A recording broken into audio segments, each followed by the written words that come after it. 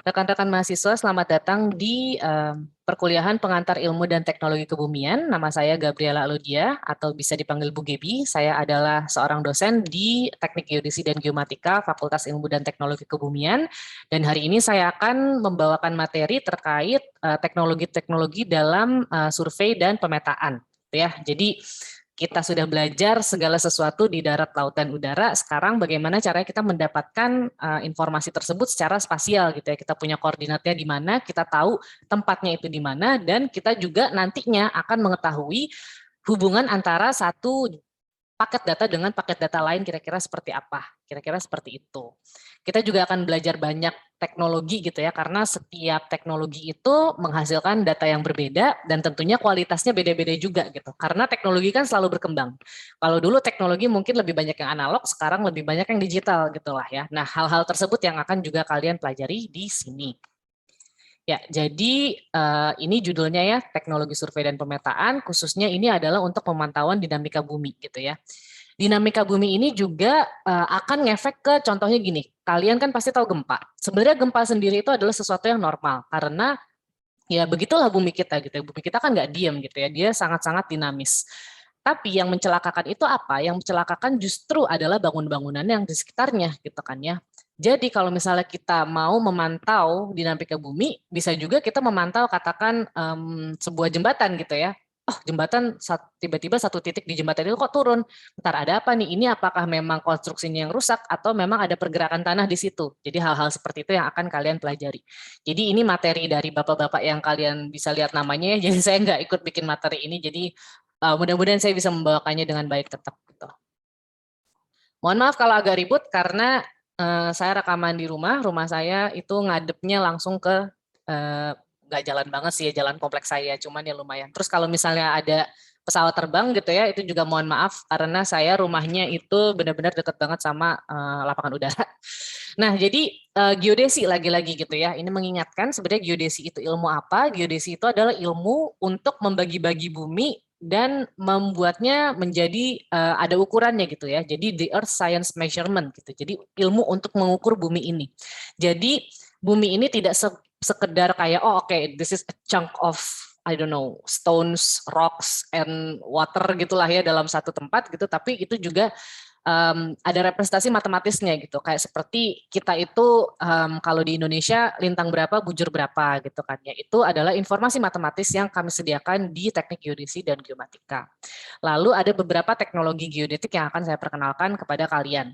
Ini sebagai pengingat aja, saya rasa kita pernah bahas ini di pertemuan sebelumnya ya di akhir semester lalu, bahwa ada berbagai pengukuran geodetik yang dilakukan di atas gitu ya, di satelit. Jadi kalau dulu astronot itu tahun 1960-an gitu ya, zaman-zaman space race itu mereka pengen ke bulan gitu kan, mereka pengen menjelajah Mars segala macem gitulah ya. Jadi pengen apa ya, keren-kerenan gitu antar negara gitu. Gue udah sampai sini, gue udah sampai sini gitu ya.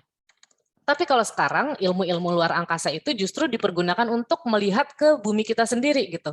Kenapa? Jadi kayak misalnya satelit gitu ya. Satelit itu ada banyak banget di luar angkasa. Jadi ada yang namanya JSON ya. JSON ini untuk altimetry gitu ya, ocean surface topography. Jadi laut ini lagi-lagi dia itu kan mungkin kelihatannya di sini tenang ya, di belakang saya kayak garis doang. Padahal laut sendiri itu tuh punya topografi gitu, mengikuti topografi bawah lautnya. Nah, ini adalah yang diukur oleh si ocean altimetry. Lalu ada juga satelit yang mengukur cloud properties, ada yang mengukur rainfall, ada yang mengukur gaya berat bumi. Mana tuh? Saya tuh, nah ini nih GRACE gitu, gaya berat bumi itu atau gravity field. Jadi berbagai apa ya fenomena di bumi ini justru paling mudah atau paling enak gitu ya dilihat itu ya dari luar angkasa gitulah ya. Kira-kira itu tuh kalau misalnya kalian pengen tahu, kalau teman-teman astronomi itu ngapain ya gitu-gitu. Nah, hal-hal inilah yang kira-kira juga berguna buat mereka gitu. Nah, ada juga Global Geodetic Observation System gitulah ya. Jadi ini ada berbagai jenis lagi-lagi berbagai jenis satelit tersebut bagaimana caranya dikompil gitu. Jadi ada satu organisasi namanya itu GGOS gitulah ya di bawah IAG gitu. IAG itu kalau nggak salah International Association of Geodesy gitu ya. Jadi ada berbagai hal yang mereka teliti. Pertama adalah positions and velocity. Artinya apa? Artinya mereka tuh punya beberapa alat yang ditaruh di berbagai lokasi di dunia gitu ya, lalu dimonitor secara berkala. Jadi misalnya dia akan tahu titik si ini ya, misalnya kayak gini. Ini adalah sebuah lempeng gitu ya, katakan ini lempeng ya lempeng apa aja lah.